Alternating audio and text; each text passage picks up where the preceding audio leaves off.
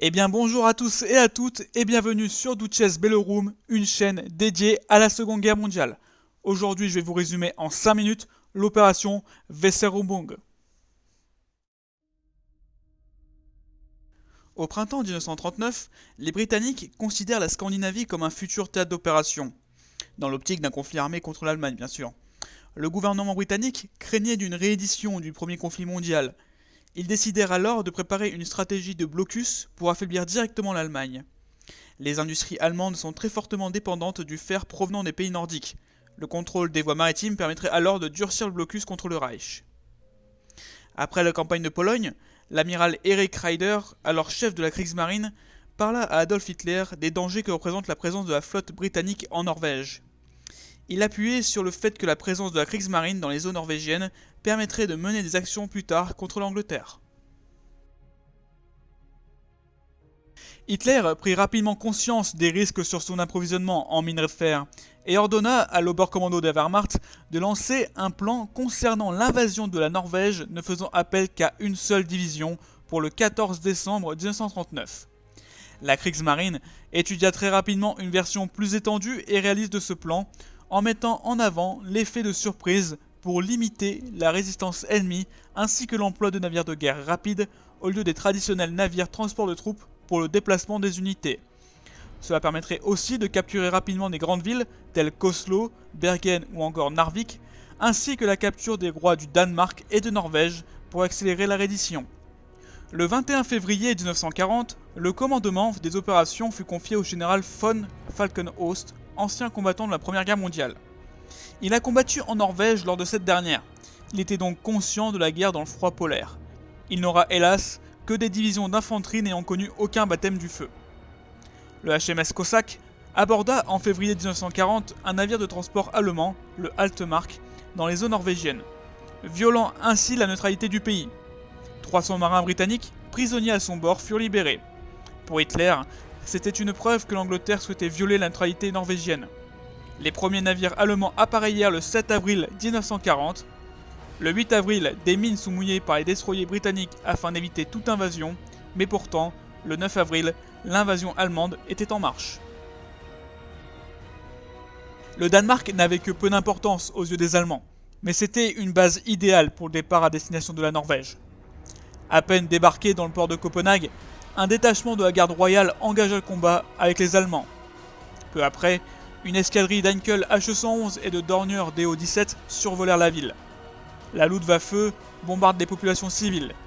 Le gouvernement danois capitule, à condition de pouvoir garder une indépendance politique intérieure. Cela se conclut par une occupation très clémente de la part des Allemands, jusqu'à l'été 1943 du moins, période où les premiers juifs danois sont déportés. Pour information, sur à peu près 8000 juifs danois, seulement 500 sont déportés et 50 d'entre eux seront morts dans les camps. L'invasion du Danemark fut confiée à la 170e et 198e division d'infanterie. La Norvège avait quant à elle une importance stratégique aux yeux des Allemands, ceci pour deux raisons. C'était une potentielle base pour la Kriegsmarine et les célèbres U-boats. Et c'était surtout une protection des convois chargés de fer pour les usines allemandes. De plus, la Norvège permettra lors de la bataille d'Angleterre, notamment pendant le Blitz, d'attaquer des villes britanniques, comme Belfast, qui étaient hors de portée des aérodromes de France ou d'Allemagne. Je vous invite d'ailleurs à voir ma vidéo sur le Blitz si vous souhaitez en savoir plus.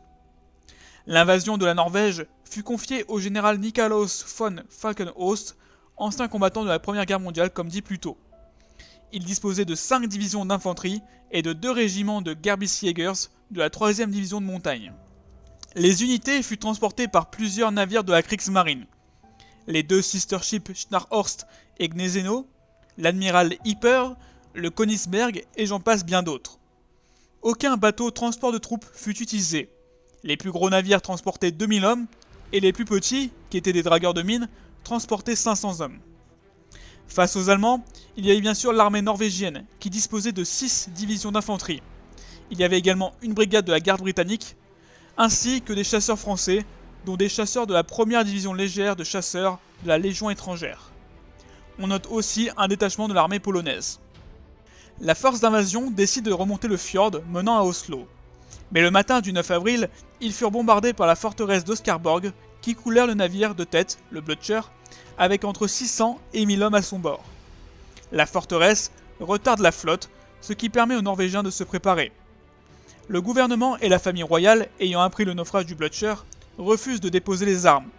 Ils fuiront pourtant vers le nord avec le trésor national pour échapper aux Allemands. Plus tard, des parachutistes allemands atterrissent près de nombreux aéroports pour en prendre le contrôle.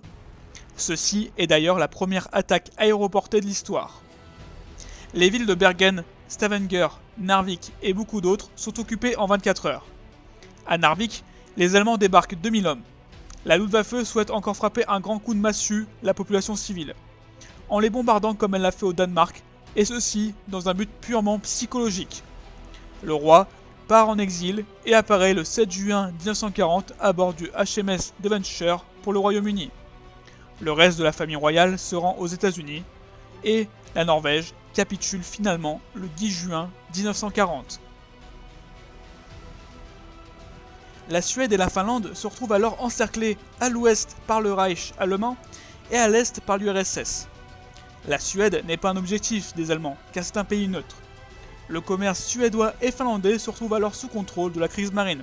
De ce fait, l'Allemagne fit pression sur la Suède pour qu'elle laisse transiter sur son territoire du matériel militaire et du personnel en permission.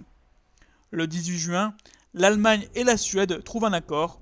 Au total, pas loin de 2,14 millions de soldats traversent la Suède jusqu'en 1943. Les Finlandais, eux, donnent l'accès à leur territoire pour la Wehrmacht. Les Allemands installèrent des bases au vu de l'opération Barbarossa.